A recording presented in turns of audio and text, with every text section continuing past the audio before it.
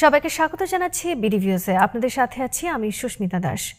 দক্ষিণ আফ্রিকার জোহানেসবার্গে অনুষ্ঠিত G20 সম্মেলনের ফাঁকে তুরস্কের প্রেসিডেন্ট রিসেপ তাইপ এরদোয়ান এবং ফ্রান্সের প্রেসিডেন্ট ইমানুয়েল ম্যাক্রোর মধ্যকার দ্বিপাক্ষিক বৈঠকটি কেবল আনুষ্ঠানিক সভা ছিল না, বরং এটি ছিল বর্তমান বৈশ্বিক ভূরাজনীতির সবচেয়ে সংকটময় দুই ইস্যু, গাজা যুদ্ধবিরতি এবং ইউক্রেন রাশিয়া যুদ্ধ। এই দুইটি উত্তপ্ত বিষয় মধ্যম পন্থা, শান্তি প্রতিষ্ঠা এবং আন্তর্জাতিক কূটনীতিতে নতুন সমন্বয় তৈরির একটি সম্ভাবনাময় প্রচেষ্টা। এমন সময় যখন বিশ্বের বিভিন্ন অঞ্চল সংঘাত, মানবিক বিপর্যয়, জ্বালানি সংকট ও বড় শক্তিগুলোর প্রতিযোগিতায় ক্রমাগত অস্থির হয়ে উঠেছে, তখন তুরস্ক ও ফ্রান্সের মতো দুই গুরুত্বপূর্ণ রাষ্ট্রপ্রধানের দ্বিপাক্ষিক আলোচনার তাৎপর্য স্বাভাবিকভাবেই আন্তর্জাতিক মহলে বিশেষ মনোযোগের দাবি রাখে। এরদোয়ান ও ম্যাক্রোর আলোচনায় গাজায় যুদ্ধবিরতির প্রয়োজনীয়তা, মানবিক সহায়তার করিডোর নিশ্চিতকরণ, দুই রাষ্ট্র সমাধানের উপর জোর এবং ইউক্রেন রাশিয়া যুদ্ধে কূটনৈতিক উদ্যোগ জোরদারের মতো বিষয় উঠে আসে, যা আজকের পৃথিবীতে শান্তির স্বার্থে অতীব গুরুত্বপূর্ণ। গাজা শান্তি পরিকল্পনা নিয়ে তুর্কি উদ্যোগের কিছুটা তুলে ধরেছেন ওয়াহিদ ফারুকি।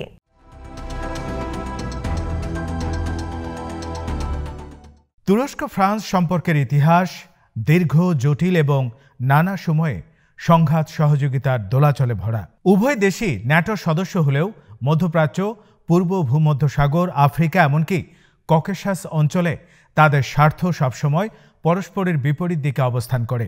ফ্রান্স ঐতিহাসিকভাবে ইউরোপীয় নিরাপত্তা জোটের একটি প্রধান শক্তি, অন্যদিকে তুরস্ক ভৌগোলিক অবস্থানগত কারণে ইউরোপ, এশিয়া, মধ্যপ্রাচ্যের কেন্দ্রবিন্দুতে দাঁড়িয়ে এক অনন্য কৌশলগত ক্ষমতার অধিকারী।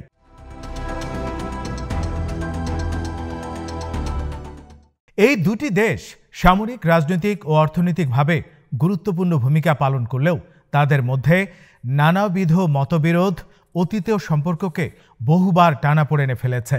তবুও বর্তমান বৈশ্বিক পরিস্থিতি এমন যে উভয় উপলব্ধি করেছে আন্তর্জাতিক শান্তি, ইউরোপ মধ্যপ্রাচ্যের স্থিতিশীলতা এবং আঞ্চলিক সংকটগুলো মোকাবেলায় পরস্পরের সঙ্গে সমন্বয় ও যোগাযোগ বাড়ানো ছাড়া কারো উপায় নেই।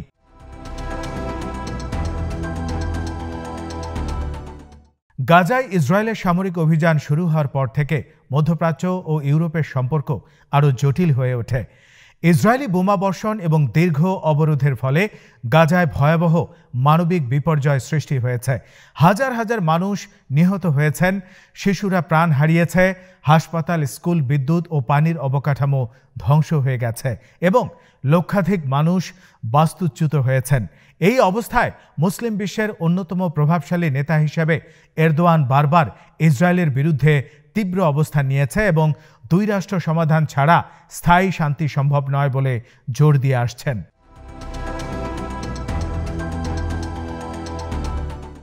এরদোয়ান স্পষ্ট করে বলেন যে গাজায় মানবিক সহায়তা অবাধভাবে প্রবেশের সুযোগ না দিলে এবং যুদ্ধবিরতি না হলে সমস্যা আরও বিস্তৃত সংঘাতে রূপ নেবে। তিনি গাজাকে একটি খোলা কারাগার গণ্য করে এর অবরোধ অবৈধ বলে উল্লেখ করেন এবং আন্তর্জাতিক সম্প্রদায়কে দায়িত্বশীল ভূমিকা নেওয়ার আহ্বান জানান।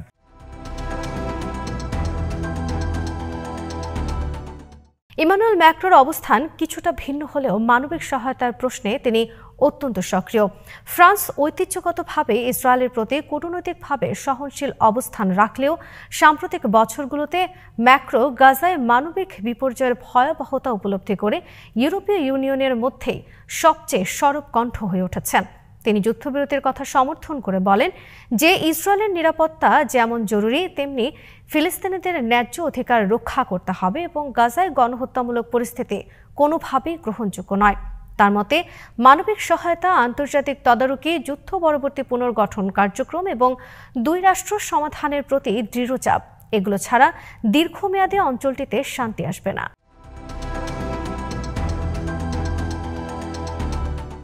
এরদোয়ান এবং ইমানুয়েল ম্যাক্রোর এই দুই দৃষ্টিভঙ্গি প্রথম দেখায় ভিন্ন মনে হলেও প্রকৃতপক্ষে তাদের অভিন্ন লক্ষ্য হল গাজায় যুদ্ধবিরতি কার্যকর করা, মানবিক সহায়তা প্রবাহ নিরাপদ করা এবং একটি স্থায়ী রাজনৈতিক সমাধানের ভিত্তি তৈরি করা। তুরস্ক মুসলিম বিশ্বের নেতৃত্ব দিতে চায় আর ফ্রান্স ইউরোপীয় পরিসরে মানবিক কূটনীতির কেন্দ্রীয় ভূমিকায় থাকতে আগ্রহী। তাই গাজা ইস্যুতে উভয় পক্ষের আগ্রহ মানবিক ও রাজনৈতিক লক্ষ্যেই মিলিত হয়েছে।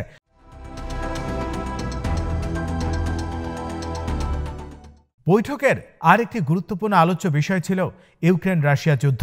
2022 সালে যুদ্ধ শুরুর পর থেকে ইউরোপ ও পশ্চিমা জোট রাশিয়ার বিরুদ্ধে কঠোর নিষেধাজ্ঞা আরোপ করেছে। তবে তুরস্ক এই যুদ্ধে একেবারেই আলাদা, অনন্য ভূমিকা পালন করেছে। ন্যাটোর সদস্য হয়েও তুরস্ক রাশিয়ার সঙ্গে সম্পর্ক বিচ্ছিন্ন করেনি, বরং তারা কাজাখস্তান হয়ে রাশিয়ার সঙ্গে অর্থনৈতিক লেনদেন বজায় রেখেছে, গ্যাস চুক্তিতে সহযোগিতা করেছে এবং সামরিক ও প্রযুক্তিগত সম্পর্ক ধরে রেখেছে। একই সঙ্গে তুরস্ক ইউক্রেনকে বাইরাক্তার ড্রোন সরবরাহ করেছে এবং ইউক্রেনের আকাশ প্রতিরক্ষায় গুরুত্বপূর্ণ ভূমিকা রেখেছে। এই দুই পক্ষকে সমানভাবে মূল্যায়ন করার ক্ষমতার কারণেই তুরস্ক কৃষ্ণ সাগর শস্য চুক্তিতে মধ্যস্থতাকারীর ভূমিকা পালন করতে সক্ষম হয়েছিল, যা বিশ্ব খাদ্য বাজারকে স্থিতিশীল রাখতে সাহায্য করে।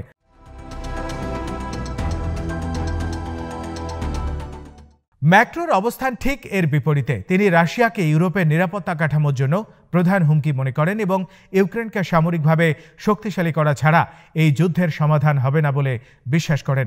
ফ্রান্স ইউরোপীয় জোটের বড় একটি অংশকে নেতৃত্ব দিয়ে ইউক্রেনকে উন্নত সমরাস্ত্র, আকাশ প্রতিরক্ষা ব্যবস্থা এবং প্রশিক্ষণ দেওয়ার ব্যাপারে অগ্রণী ভূমিকা পালন করছে। রাশিয়ার সঙ্গে সরাসরি আলোচনার প্রশ্নে তিনি খুবই সতর্ক এবং মনে করেন রাশিয়া প্রথমে আগ্রাসন থামাতে না চাইলে আলোচনায় বসার কোনো নৈতিক অধিকার নেই।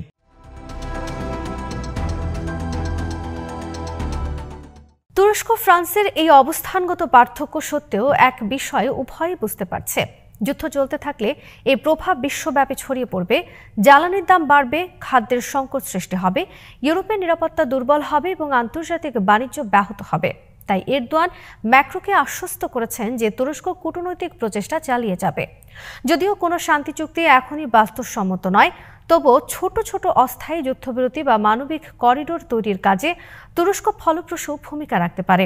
মার্কিন যুক্তরাষ্ট্র এই যুদ্ধে পক্ষপাত দুষ্ট ভূমিকা নেওয়ায় তুরস্ক ও ফ্রান্সের মতো মধ্যশক্তিগুলোর গুরুত্ব আরও বেড়েছে।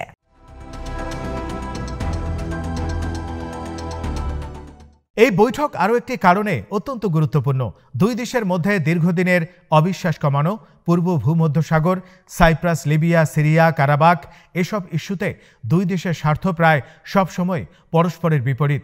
ইউরোপীয় ইউনিয়নের সঙ্গে তুরস্কের সম্পর্ক যেখানে ফ্রান্স রাজনৈতিক বাধা হিসেবে বিবেচিত হয়েছে, সেখানে ঠিক এরদোয়ান রাজনৈতিক সম্পর্ক উন্নয়নের বার্তা দিয়েছেন এবং বলেছেন পারস্পরিক সমঝোতা ছাড়া আঞ্চলিক সংকটগুলো সমাধান অসম্ভব।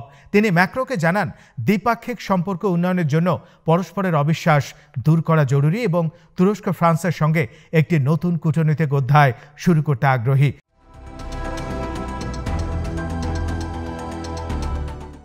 গাজা সংকটে তুরস্ক ফ্রান্স সহযোগিতার সম্ভাবনা যথেষ্ট। তুরস্কের মুসলিম বিশ্বের প্রতি প্রভাব এবং ফ্রান্সের ইউরোপীয় ইউনিয়নের নেতৃত্ব, এই দুই শক্তির সমন্বয় অঞ্চলে বড় ধরনের কূটনৈতিক প্রভাব সৃষ্টি করতে পারে। তুরস্ক মানবিক করিডোর প্রতিষ্ঠায় নেতৃত্ব দিতে পারে, আর ফ্রান্স ইউরোপীয় ইউনিয়নকে তহবিল ও রাজনৈতিক সমর্থন দিতে সক্রিয় করতে পারে। যুদ্ধ পরবর্তী সময়ে গাজা পুনর্গঠনে তারা যৌথ প্রকল্প শুরু করতে পারে, যার ফলে অঞ্চলটিতে স্থায়ী শান্তির সম্ভাবনা বেড়ে যাবে।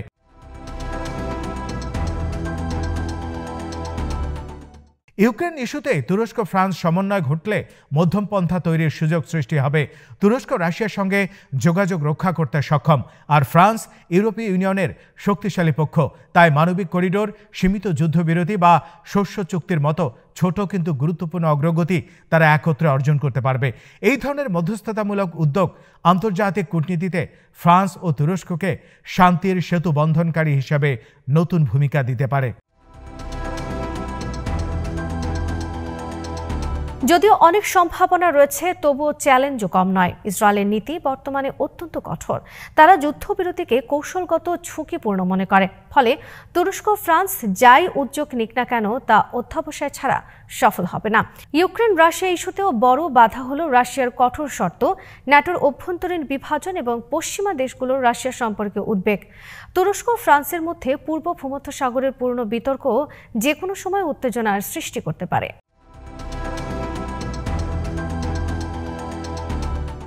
তবুও আন্তর্জাতিক রাজনীতির মাঝে ছোট একটি দ্বিপাক্ষিক বৈঠক ভবিষ্যতের বড় কূটনৈতিক পরিবর্তনের সূচনা করে দেয়। এরদোয়ান ম্যাক্রো বৈঠকের ক্ষেত্রেও সেই সম্ভাবনাকে উড়িয়ে দেওয়া যায় না। তুরস্ক এখন মধ্যম শক্তি হিসেবে নিজেকে নতুনভাবে প্রতিষ্ঠা করছে, যে রাষ্ট্র মুসলিম বিশ্ব, ইউরোপ ও এশিয়ার সাথে সেতুবন্ধন হিসেবে কাজ করতে পারে। অন্যদিকে ফ্রান্স ইউরোপীয় ইউনিয়নের সবচেয়ে সক্রিয় কূটনৈতিক খেলোয়াড় হয়ে উঠছে, বিশেষত যুক্তরাজ্যের ইউরোপীয় ইউনিয়ন ত্যাগের পর এবং জার্মানির নরম কূটনীতির কারণে।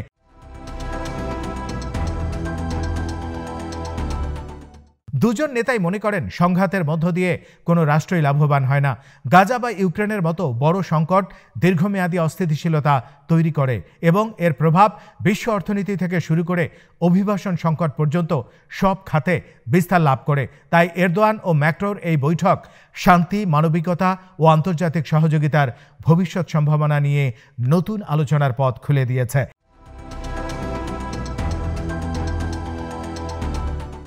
এই বৈঠক সফল হবে কিনা তা নির্ভর করবে আগামীর কূটনৈতিক তৎপরতার উপর, আন্তর্জাতিক শক্তিগুলোর ভূমিকার উপর এবং ইসরায়েল রাশিয়ার রাজনৈতিক ইচ্ছার উপর।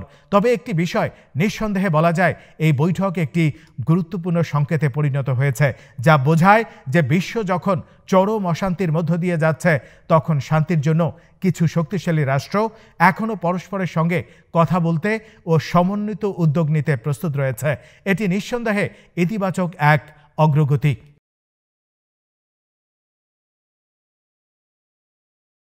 আজ এখানেই শেষ করছি। সবাই ভালো থাকুন, সুস্থ থাকুন আর দেখতে থাকুন বিডি ভিউজ। চ্যানেলটি ভালো লাগলে সাবস্ক্রাইব করুন, সংযুক্ত থাকুন আমাদের ফেসবুক পেজে।